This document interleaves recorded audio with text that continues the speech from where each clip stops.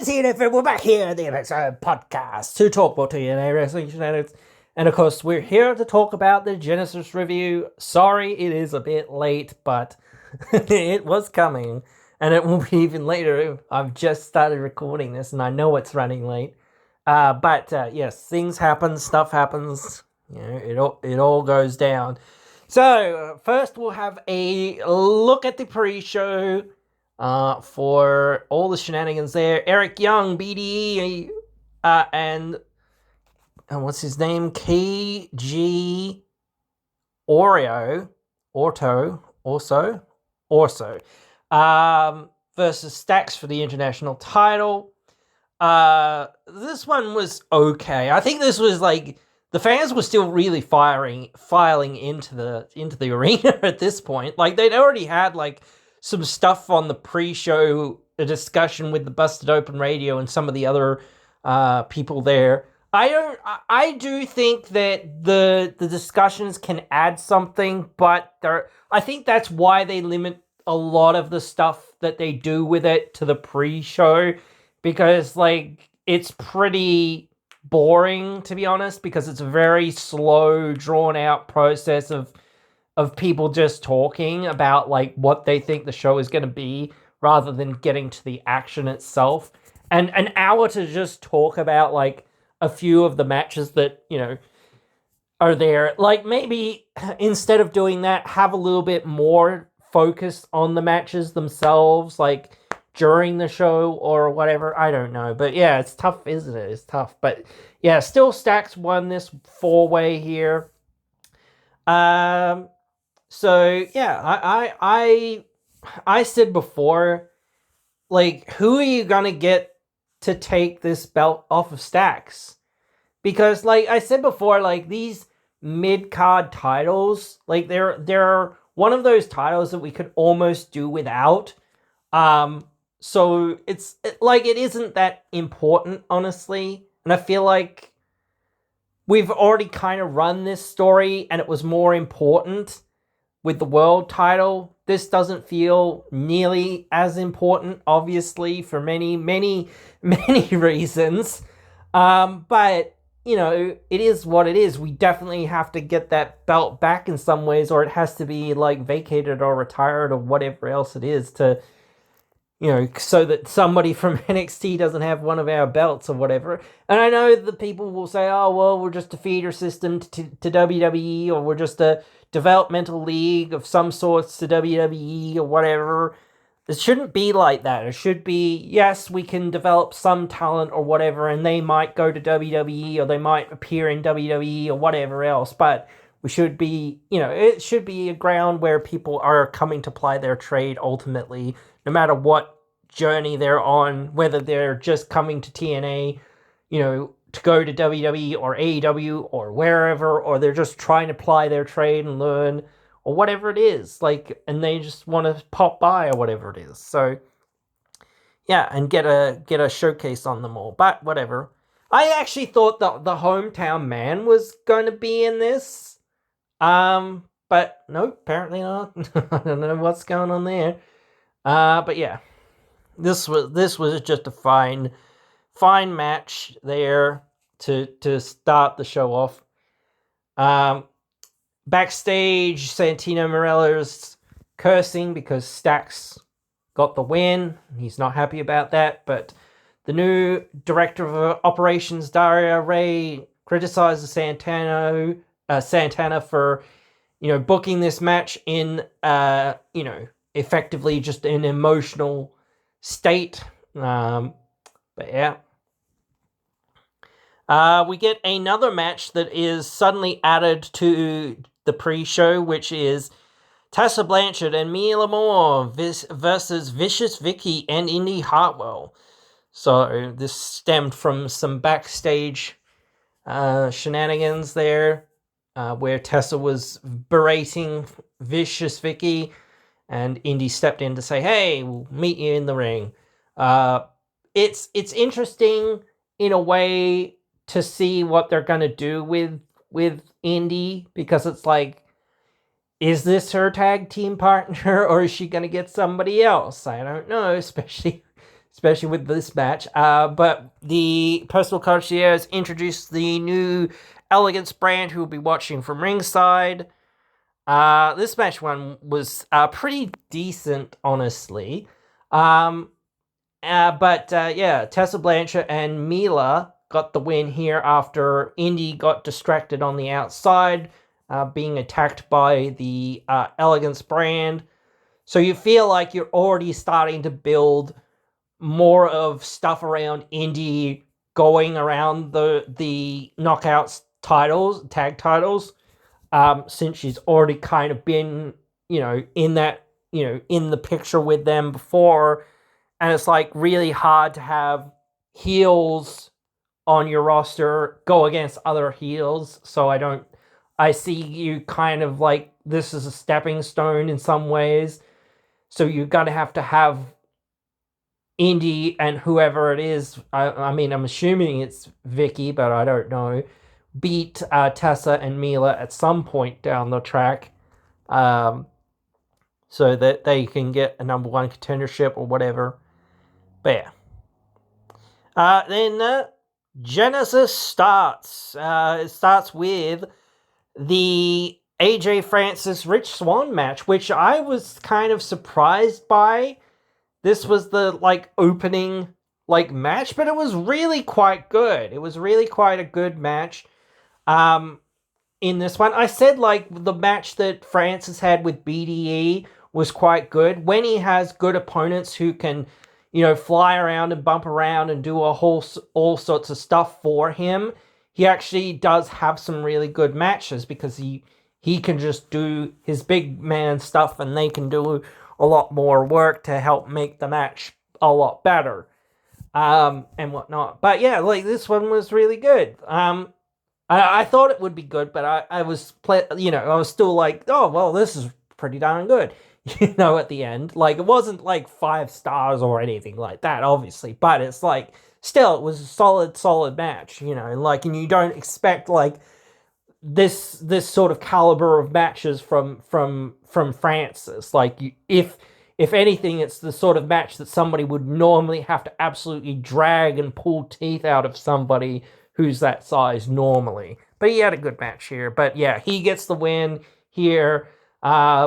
And interestingly, I felt like maybe you're building something where it's like AJ Francis. You've kind of always been teasing at it for a long time that AJ Francis will be facing AJ Styles.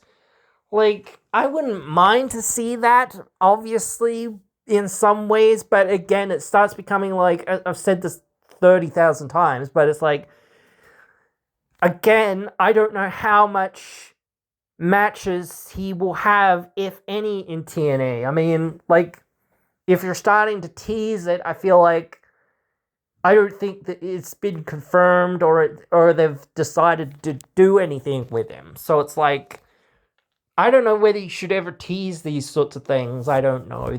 They're not gonna, eventuate, so to speak. But whatever. It is what it is. Sometimes you're hoping for the best and eventually you might get there. But anyway.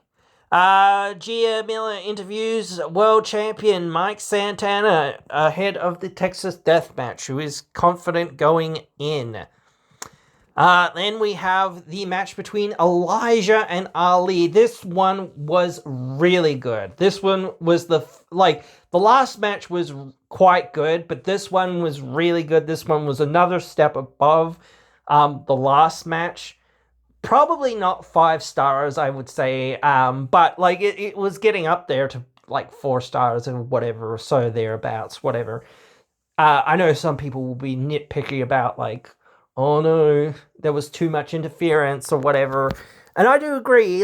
Interference isn't always the best thing sometimes, but it does make things more interesting sometimes and helps get to different spots and different positions in the matches.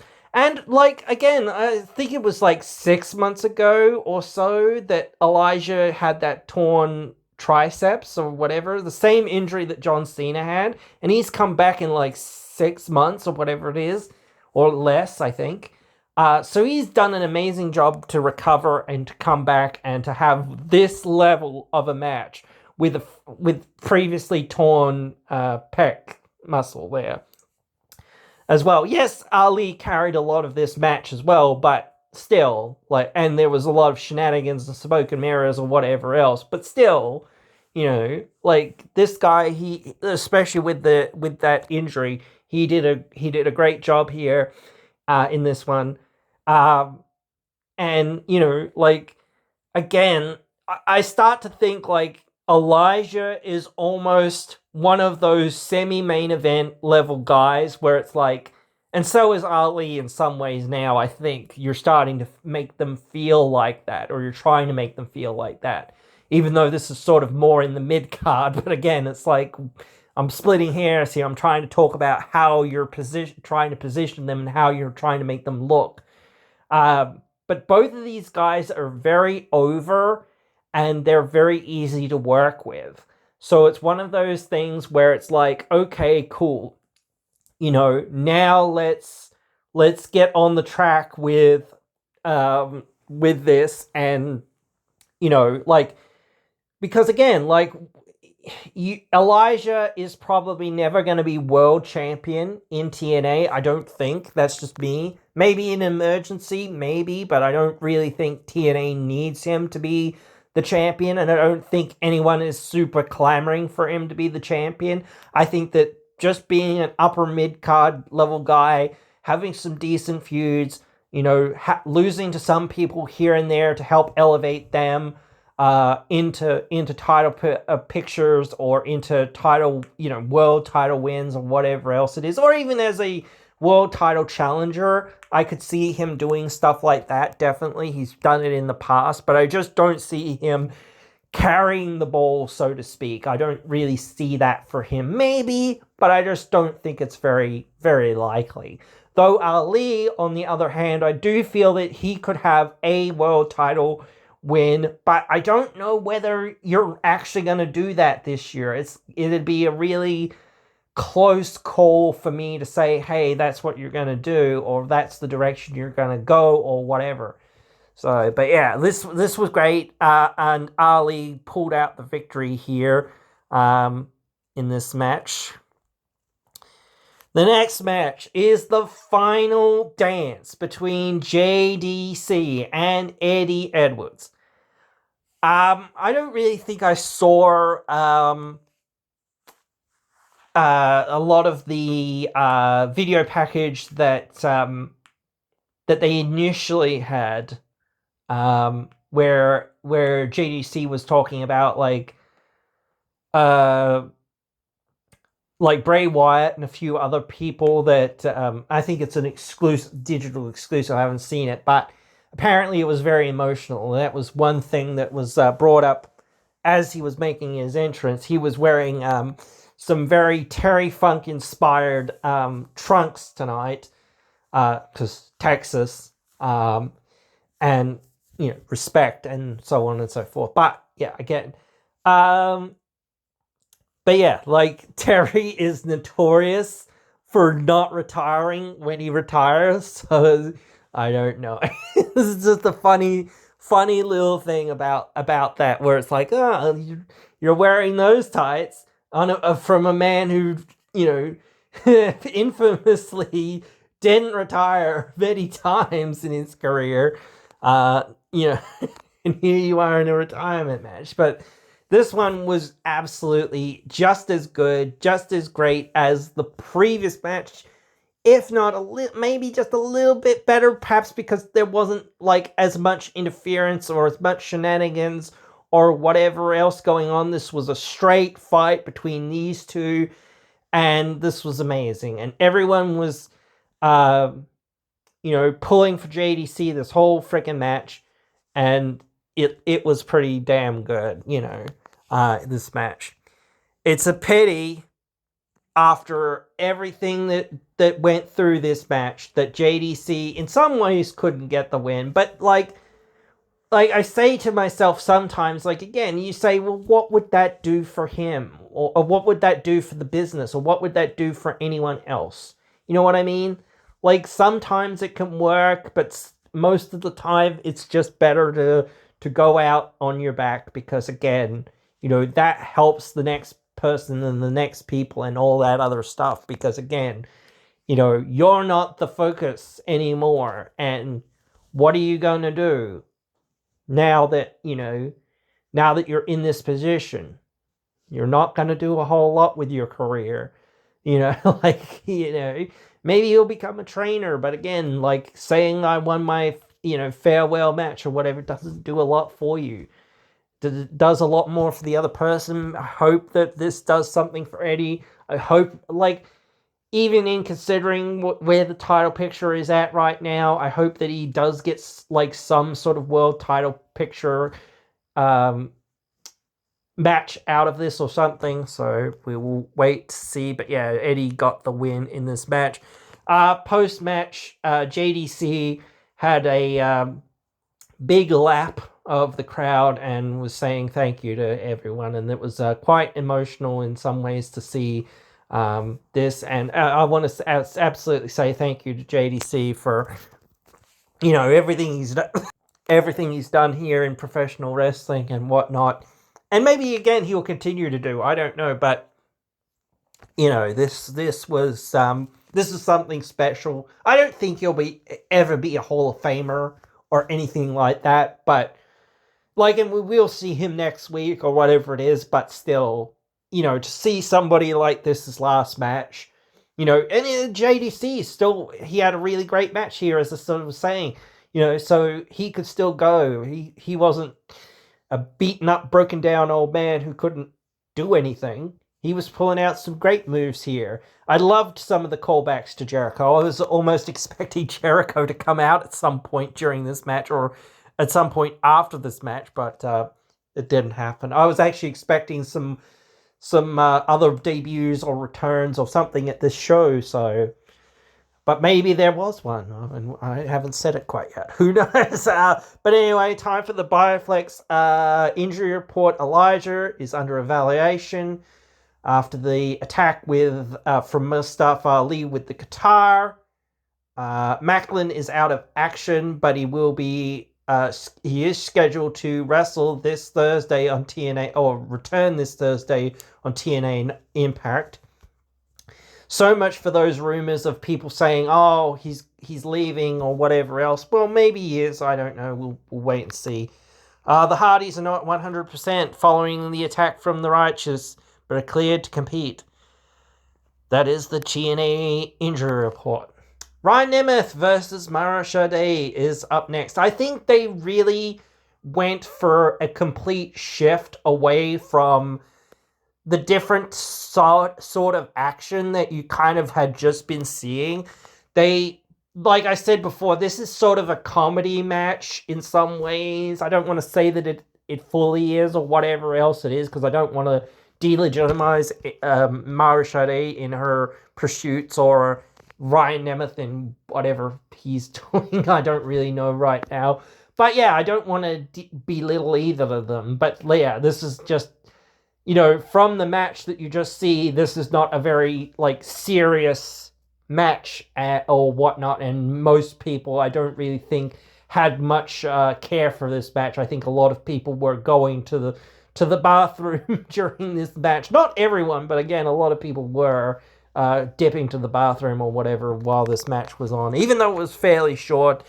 And that's kind of what it was for, I think. Like, it was just a match for people to have a short break or just a little bit of a laugh or whatever else it was. So it wasn't horrible or anything like that. I'm not trying to say that. I'm not trying to downgrade this or whatever else it is. But it wasn't like anything really too substantial, I don't think. I really like Mara.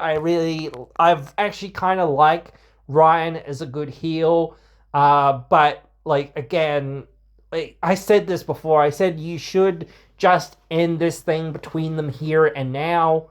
It feels like, especially with the finish where Ryan beats Mara, that you're continuing, or there's something more to be seen or whatever, and I'm just like, people already don't really care all that much, as seen by people like leaving during this match to go to the toilet or go do whatever, go get a sandwich or go get a sausage or, go get some merch. I don't know what they were doing. But again, they weren't a lot of, not everyone again, but a lot of people were like, we don't really care that much about this match or whatever. So, but certainly Mara had some good stuff here, and yeah, I like this is why I'd like to see more of her in the knockouts like division as a single star or whatever, um, or doing some of that other stuff just to see what she can actually offer. And that's why I said enough of this feud. Let her do something or whatever in that knockouts division. Give her a feud with somebody there. You know. Backstage, Ariana Grace talks about Stacks retaining the title and congratulates him and saying Santino's trying to stack the deck, but Stacks will keep on rolling. And we'll keep on rolling with the show. Up next, Laying Lee versus Zarya. I think that this was almost on the same level as the other match, as the Order 4 was almost as Mustafa versus Elijah. Quite damn good. So you went from a really low level sort of joke match to this really, well, you had a really great match. So you need a little bit of filler, I suppose, to get to something else where it's like this was really quite good. Zarya looks like an absolute beast out there doing this in this match. It looked like she was gonna win this match the whole way through. Lay was barely in this match the whole way through, but that's the concept, I suppose, in some ways, especially. But it's still again, you're putting this person over big. Last minute, you're getting the Elegance brand coming in to cause shenanigans and distractions and whatnot, and then you're getting Soul and Zaya taking them out so that Lay and Zarya can finish off the match. It didn't look like Lay, as I said, Lay was going to win, but she pulled it out of her butt, so to speak, in this one, just barely getting the win. So, and then Enya Black came down to stare a hole through Lay.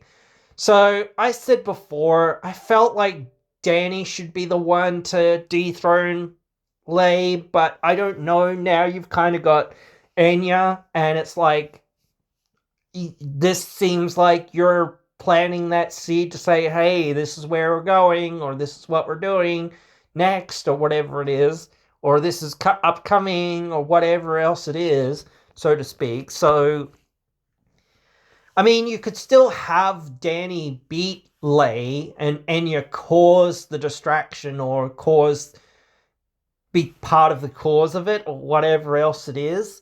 So, I don't know, but then you'd be feuding her with Lay to then try to challenge for the title, which you probably wouldn't do because it's like, why would you put a heel against a heel? And it does seem like she is pretty much heel. I was debating whether she's heel or whether she's not heel or whatever, or whether she could be babyface in actuality or whatever. I don't think it makes any sense or whatever now that you've done this, but whatever, you could still surprise me. But yeah, this was really good still, although it was fairly mostly basic, I think, in some regards. But it was just about as good because it wasn't as much although there was a little bit of interference or shenanigans or whatever, but it was kept to a minimum, and it didn't really impact the match too much. So yeah. But yeah, after the match, Lay and Zarya did shake hands, as a sign of respect. Call Your Shot trophy holder Nick Nemeth has has total control and will call it down the middle in the upcoming TNA title match. The World TNA Tag Team Champions. Oh my fucking god. I don't even. I really don't.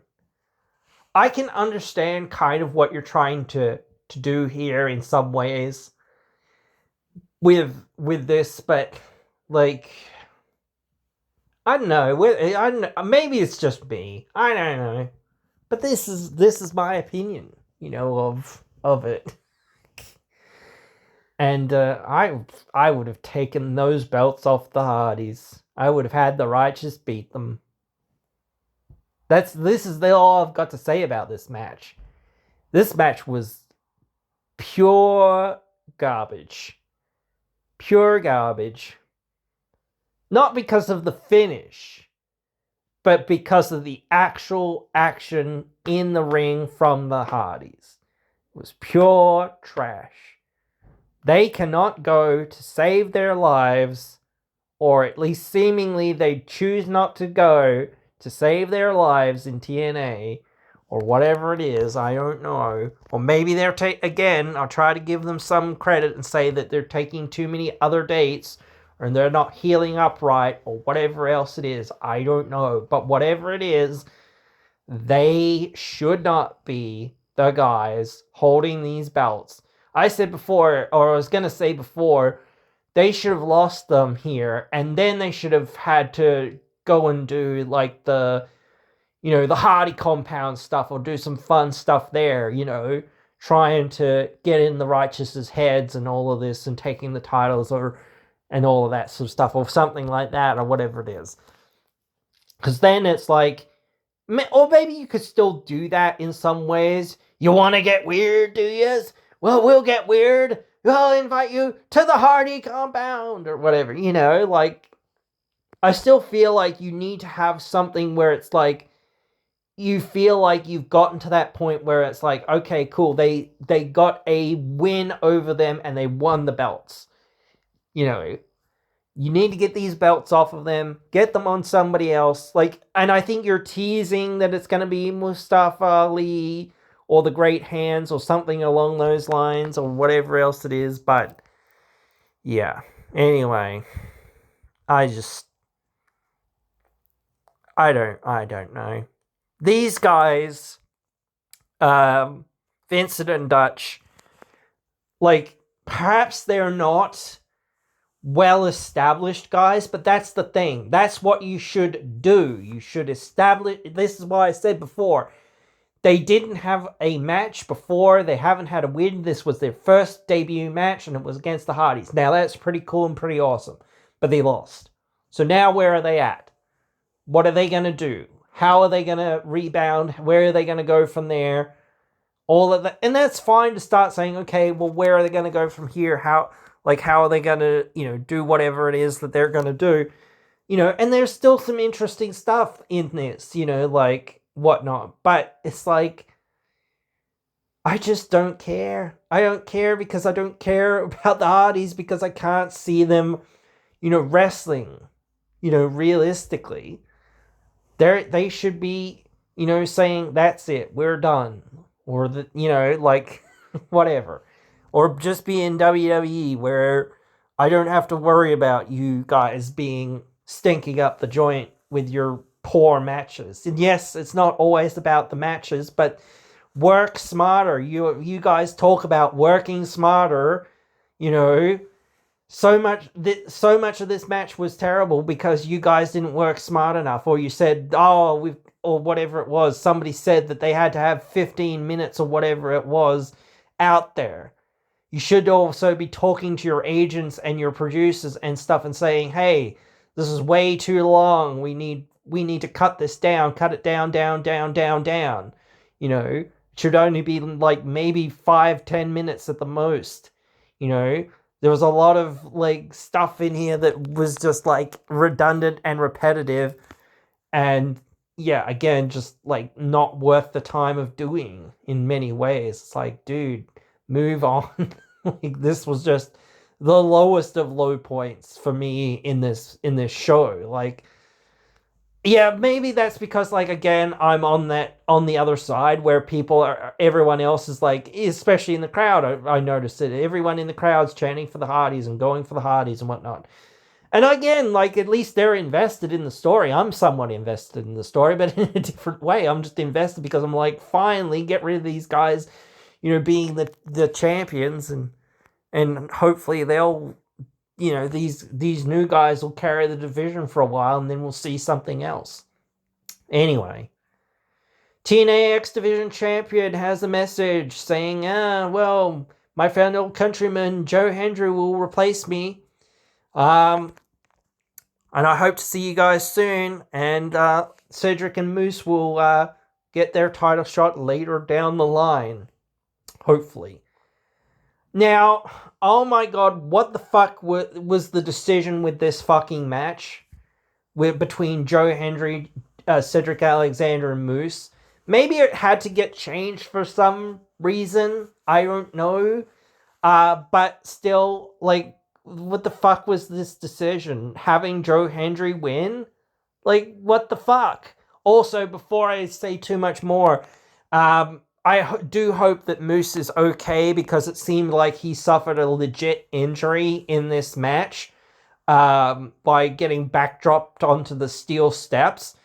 I think that he was meant to have a few spots. I think he was meant to come in after that spot, after a few moments, and come in and do some stuff. But I think that he was legit injured or legit hurt. And I don't know. Maybe he wasn't. I don't know. But, like, I'm sure it wasn't a nice tickle, or whatever. But he gutted it through this match somehow, some way after that. I have no idea how, in some ways. Because, like, they were very, like, the match literally stopped. They literally seemed like they were, having a big conversation of, well, what are we going to do now? It looks like he can't go, or he can't do anything and whatnot, or he can't participate in the last few spots of this match, or whatever it was. And I predicted that Moose would probably win this match, and I don't know.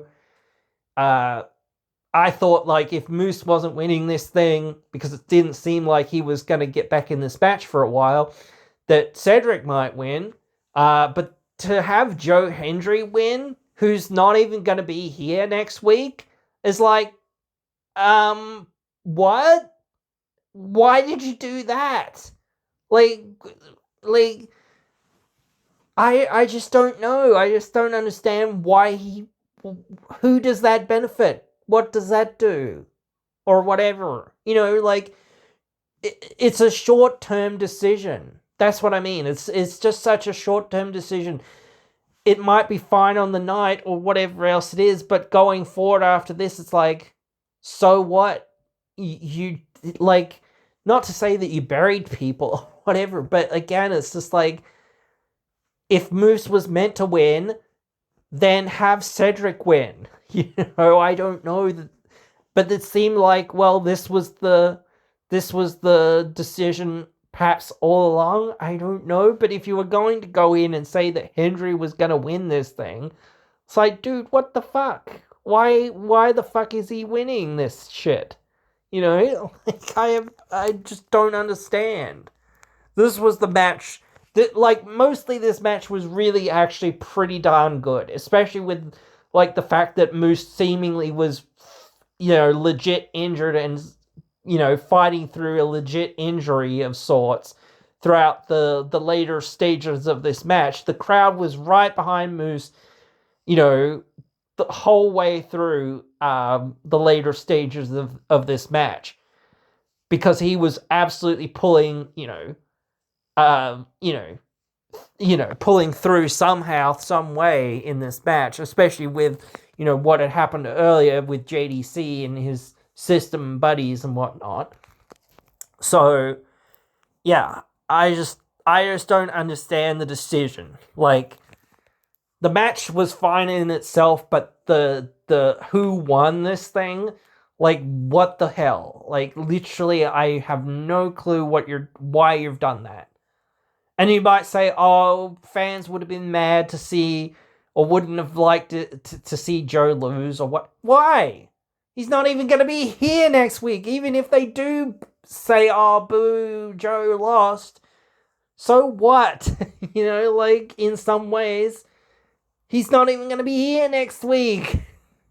Cedric and Moose are. And if maybe Moose was meant to win, as I sort of was saying, it's like, well, then change plans. If Moose is legit injured, change plans. But whatever. It's absolutely insane. Right. So Santino Marella comes out to invite the Countdown guest panel to give their predictions on the world title match. Yep. And then we have the world title match. Oh my goodness. What a brawl. What a brawl. This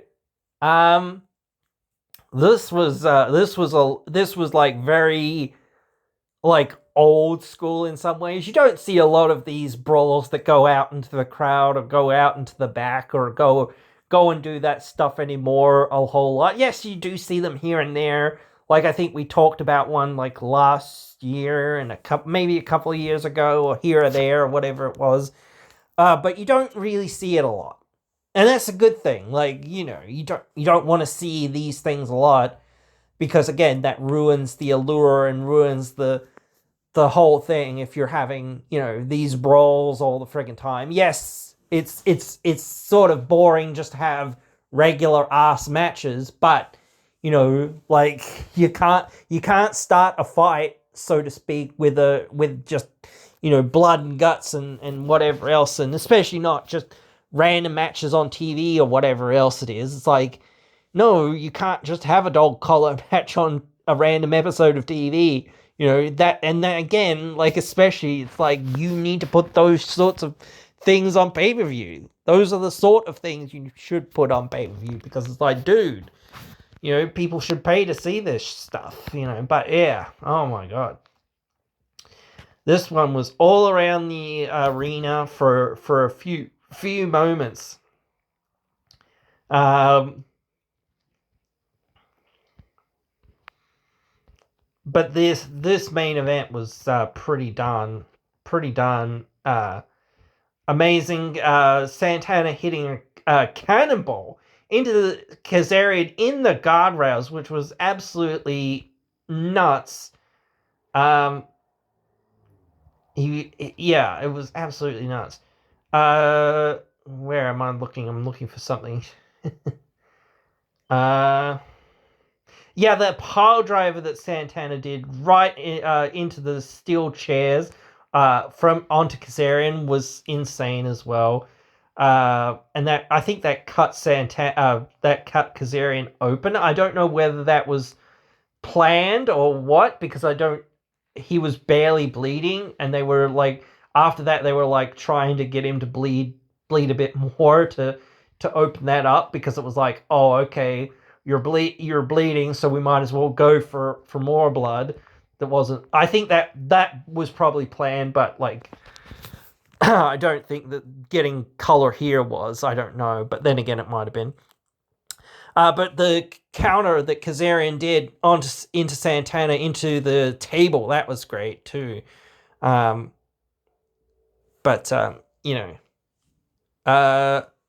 Santana hit Kazarian with the baseball bat, barbed wire baseball bat. He jumped off the ladder, putting Kazarian through the table with the splash. But he kicked out of the pin, not getting the 3, which was absolutely insane. I thought, this is the end of the match here with this, big old splash through the table, but no, it wasn't. But it was absolutely insane. But Santana wraps his arm with the barbed wire after an exchange to hit the spin block for the 3, and this keeps Kazarian down just for 10. He almost gets back up, but doesn't quite. Santana retains. after that, Nick Nemeth holds up Santana's hand, but hits him with the danger zone, and then goes out to call his shot. But in the time that it took the referee to come down to officiate the match, Santana recovered and hit the spin the block on Nick to close out the show. I said before that when, like, next week, I believe you're having the Feast or Fired. I said before, you've got to get rid of this call your shot title shot opportunity about the same time or before that happens, because I don't think you want to have two people running around with call your opportunity at any time type contracts. I mean, maybe, but, like, realistically, you don't. Like, maybe you kind of can, because, like, if you say, okay, our plan is still to go with Nick Nemeth, the next challenger, which, to me, isn't all that very interesting in some ways. But here we have somebody else with the effectively a call your shot at any time with the Feast or Fire briefcase. So then you say, oh, okay, what if they win or go in to win the title on the same event that Nick Nemeth has cashed in on properly this time? Then it's like, I don't know. I think, as I said before, it starts to become like, man, this is crazy. This is like, people wanted this and they don't want it to end. Like, it's no point to say, let's just wrap it up really quickly again and then have another chase. Like, I get that that's what the business is usually about, and that's what I usually do advocate for in some ways as well. But, like, sometimes you just need to let fans sit with things and say, okay, we're going to let them have it for a little while and let them enjoy it for a little while. And then we're going to change course later on down the road, and things are going to be different. So it also does depend on who you're going to have in that Feast or Fired and who you're going to give the title to and all that sort of stuff. So I don't really know who, what, where, when, how, why, all those things. And I said before, like, besides, like, the Feast and Fired, like, get a world title shot and get fired. Besides that, the rest of the opportunities are pretty mid and meh, because, like, yes, if you put those contracts or those sorts of things on a heel, they can use it pretty well. But realistically, people get X Division title shots all the time. People get international title shots all the time. You don't really have to, or tag team title shots all the time, or whatever. So you don't really have to work for those title shots. It's the world titles that need to be earned and received and da-da-da-da-da-da. And that's where you want to have this level of opportunity for people to get, sneak in and win the title. Because why would you cash in on a title unless it's like, it says limit, you can only cash it in on the X Division title? Well, why, if I was to cash in on the X Division title, then I guess I could say, hey, I'm cashing in my X Division title option C, and I'm going to challenge for the world title. Why don't I just do that? That's what you should be saying. You shouldn't be saying, oh, cash in on the X Division title because I really want the X Division title. Why would I do that? Unless I can cash in that X Division title to go and get the world title shot that I really like, or whatever it is. So why would anyone want a title shot for anything other than a world title? You know what I mean? Unless you're using it as that springboard to say, okay, let's make this person or that person or whatever else it is, big in that division or bigger in that division or whatever else it is, and then let's go from there. Because again, like, when you say, oh, I get a shot at the international title, especially when it's on a babyface, when you've got a heel as a champion, like they're gonna have to call their shot in advance. They have to, pretty much, because that's the only babyface thing to do. But like then it's like, oh man, we can see it coming, and it's a big build, or what? At least like there is a build to it in some sense, rather than, you know, like obviously there can be a big build to like a heel cashing in or whatever, but it is one of those things of it's better. Like, I don't know, it's better to know when something's coming sometimes, or to feel like you know when something's coming sometimes, rather than, oh man, you know, this is the way it's going, or whatever else it is. Okay, well, that's just another title shot. That's just another number one contendership then. If you say, hey, I'm going to challenge you in 4 weeks' time, or whatever it is, you know, at this event and in this place, blah, blah, blah. You know, okay, cool, great, whatever.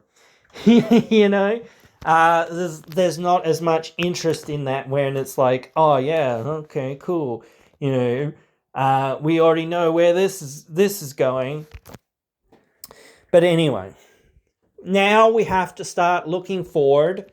They didn't actually announce like the next pay-per-views, which I'm slightly, well, some of the next pay-per-views I'm slightly surprised about that, because they usually do. They usually announce, hey, by the way, Rebellion's coming, you know, at least. Maybe that will be announced later on, at least I hope so. But now we've got to look forward to No Surrender, then Sacrifice. And I said before, I feel like you should be building towards a Mustafa Ali versus Mike Santana rematch, you know, 1 year apart from the last match that they had and whatnot, or at least the last time Ali won, or whatever it is. So, yeah, because that's just, you know, such a good match, such a good feud. And, like, even if you're not going to have Ali win, I feel like it's such a big thing that people will want to see either way, that it will keep people invested in the other stuff that is going on. Because if you're going to have Nemeth challenge, and then you're going to have, I don't know, somebody else challenge, or Nick Nemeth's going to hold on to his shot, and then you're going to, like, again, that's why I said it gets too much to be like, oh, we have two people holding these shots that could get at any time. It starts becoming like really silly. It's like, that's why they had to get one of them, with being Kazarian, to have his title shot opportunity so quickly out of the way, or one of them, and it was going to be Kaz, out of the way, so it was like, right, that's dealt with. Now we can focus in on Nemeth, you know, calling his shot at some point. And honestly, in some ways, the main reason I think that they're kind of doing this is to quickly build somebody up into that position, because like they haven't actually again done their job where they're like, oh yeah, we'll actually plan things out, or we'll actually, you know, build somebody up for a few months before a thing, or whatever else it is. We're just gonna pull the trigger at some point, or whatever else it is, and then we're gonna go from there, whatever. Okay, cool, great. That doesn't really help.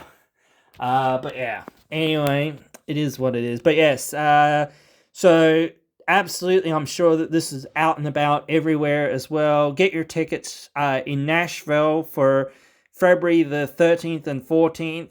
Atlanta there for March 6th, 5th and 6th.